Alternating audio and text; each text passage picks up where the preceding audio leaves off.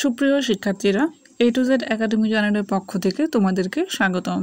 আজকের এই পর্বে অষ্টম শ্রেণীর গণিতের বার্ষিক সামষ্টিক মূল্যায়নের নমুনা প্রশ্ন সিলেবাস নিয়ে আলোচনা করব। এখানে প্রথমে তোমাদের সিলেবাসটুকু দেওয়া হয়েছে। 3 নম্বর অধ্যায়ে ঘনবস্তুতে দ্বিপদী ও ত্রিপদী রাশি খুঁজে, এটা 47 থেকে 70 পৃষ্ঠার মধ্যে পাবে।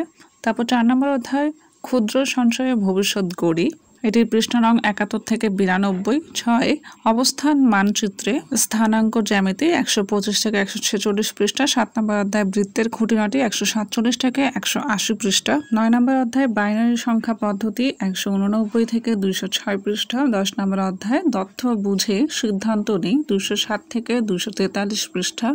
মূল্যায়ন কাঠামো দুইটা ক্যাটাগরিতে ভাগ করা হয়েছে, একটা শিক্ষণকালীন আর একটা হচ্ছে সামষ্টিক। শিক্ষণকালীনে থাকবে 30% মার্ক আর সামষ্টিকে থাকবে 70%। এখন আমরা শিক্ষণকালীন মূল্যায়নে দেখব কি কি আইটেম আছে। প্রথমে হচ্ছে অ্যাসাইনমেন্ট বা ব্যবহারিক কাজ থাকবে, যেটা নির্ধারিত নাম্বার থাকবে 10। এরপর অনুসন্ধানমূলক কাজ থাকবে, যেখানে একটা নমুনা প্রশ্ন দেওয়া আছে, এই কাজটার জন্য 10 নম্বর বরাদ্দ থাকবে।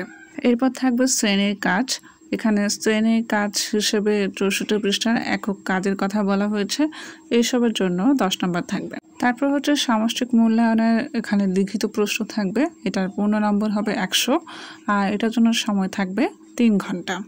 লিখিত পরীক্ষার জন্য আইটেম থাকবে 1 নম্বরে নৈর্ব্যক্তিক প্রশ্ন অথবা বহু নির্বাচনী প্রশ্ন এবং এক কথায় উত্তর। নৈর্ব্যক্তিক প্রশ্নের জন্য 15টি প্রশ্ন থাকবে, এর মধ্যে 15টি উত্তর দিতে হবে, নাম্বার বরাদ্দ থাকবে 15। আর এক কথায় উত্তরের জন্য 10টা প্রশ্ন থাকবে এবং উত্তর দিতে হবে 10টি, এটার জন্য নাম্বার বরাদ্দ থাকবে 10।